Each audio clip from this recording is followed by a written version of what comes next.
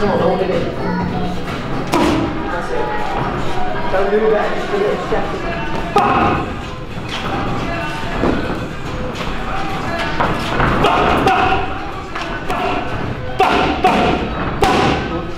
Get over! Get over, break at the waist, get over!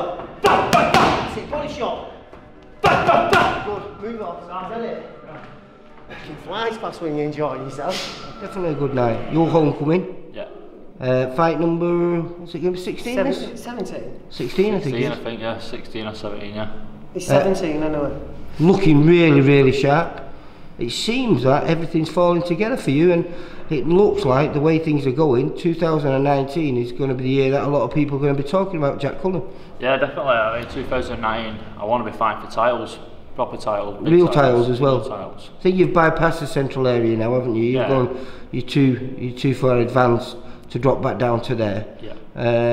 But I know there's talks of you, hopefully at some point in 2019, maybe fighting for that British. Yeah, definitely. That's depending on who wins it. When obviously you know Mark Efron really well. He's fighting Liam Williams later on in this month. Who do you think? I don't know. It's a 50-50 fight, isn't it? Liam Williams is coming up. Mark's staying the same weight. Well, he's coming down really because he's been competing most of his career as a light heavyweight, super middleweight, light heavyweight. Yeah.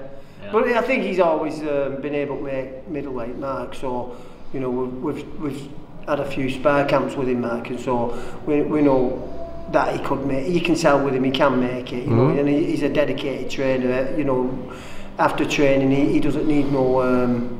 Do you feel if Mark can pick that British title up, that could be something that could set up a fight with Jack in the new year? Well, it's either. You know, maybe Mark could, like Jason Wellborn's done, you know, like win the British and, you know, then something crumbles his way, like what it did with Wellborn. Once you get that British and we get out there a bit, things are happening on British scene. I mean, we only have to look at Rocky Fielding for that.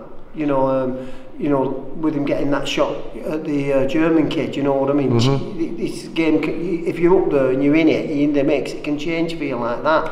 I mean, you would have never thought Jason Wellborn fought for the world title. Let me interrupt you 1 second. Did you think this was going to move so quick for Jack? Because just over 2 years now, I think it was 2 years in October when you had your first pro fight, and suddenly, you know, this is your 16th fight coming up, and people are talking about you already as a future British champion.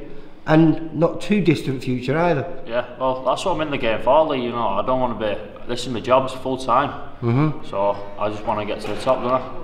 So, mate, how much? I mean, I've seen a massive improvement over the last, I'd say, 7 or 8 fights. Really beginning to sit down. Your movement in the ring is much more fluid. It seems like you're delivering power with ease and with either stance as well.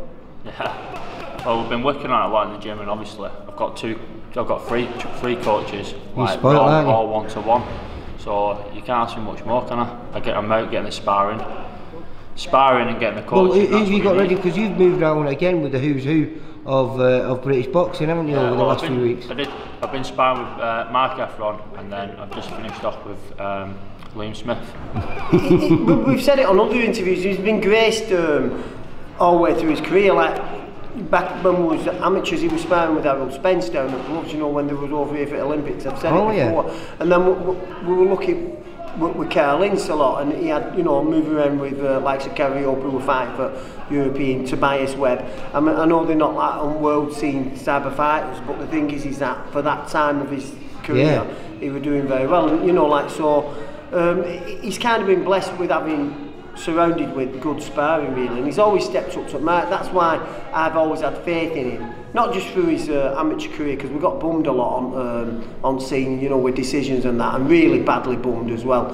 We were glad to look over our shoulder at the amateur scene as far as Jack's concerned, and so we had no. I've been asked this question before, I think by you maybe. I've had no qualms if that he were up to what they call GB standard, but never actually doing it, because he's always... Do you feel that's why he's been able to move as quickly?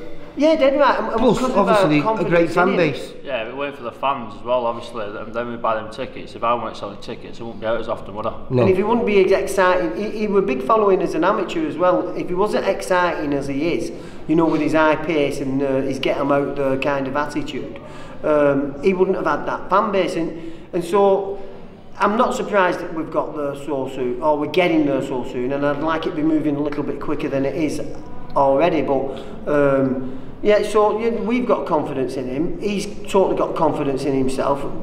So, well, you know, Jack, you know, you always had power as an amateur, but did you doubt yourself a little bit? Because when you first turned over, 7 wins, no stoppages, and we was like, why is this not happening? And then suddenly... No stoppages, but I won every round. Every fight I won every round. I put people down. Obviously, fair enough they got back up and didn't stop them. But it was just a matter of time, wasn't it? But that wasn't our ethos early doors. Don't forget, it was only a young He did put Blackwell down, and he'd never been down before, had he? Yeah. Only Liam Williams, and that was on a cut, he got stopped. He got stopped, well, he didn't get put down. He's the only person put Dan Blackwell down.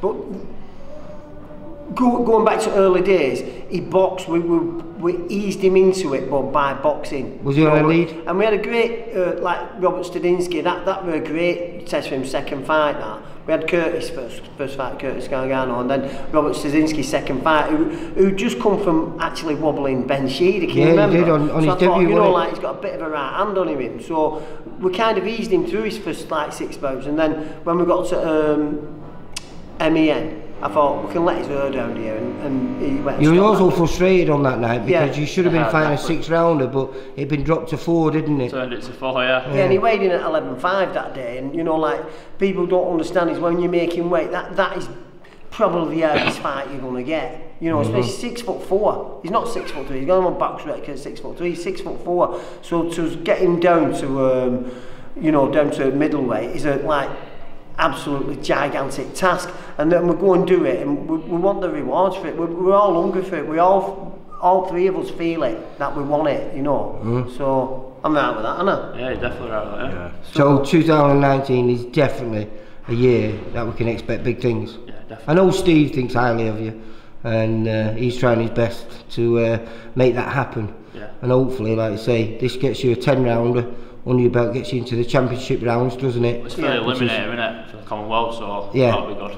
Well, it's like I say, it's also 10 rounds at a high level that prepares you for what's going to come your way in 2019, because, like I say, if everything does go well, and I could be looking at a new champion. Definitely. Well, definitely, what we also mention is that not only the progression in Jack's boxing is his training camp around him. We've had, you know, we've me and Ian, who's got a wealth of experience, but we've added on Mark here, who's got loads of history in, like I said earlier on, like the strength and conditioning. Didn't Mark box with you as an amateur? He boxed as an amateur, yeah, so he knows the boxing. But didn't he box with you? Did he not? No, he boxed in Bolton. He's a Bolton lad. A lot younger than Tom. Yeah, he's a lot. No, what I meant, I thought I meant in one of your gyms. You see? No. I started off at. No, he started coaching here with me. Ah, right. Going back 10 years ago, whatever, 15 years ago. But like, he's got a wealth of talent in the strength and conditioning area. So that side of our workers come on. He works heavily with Phil Richards, who's a well-regarded strength and conditioning coach. He worked with Carlins when he had Enzo here, you know, and people around Bolton know who Mark is through what he did. With Lee Rugby Club for a while, didn't you?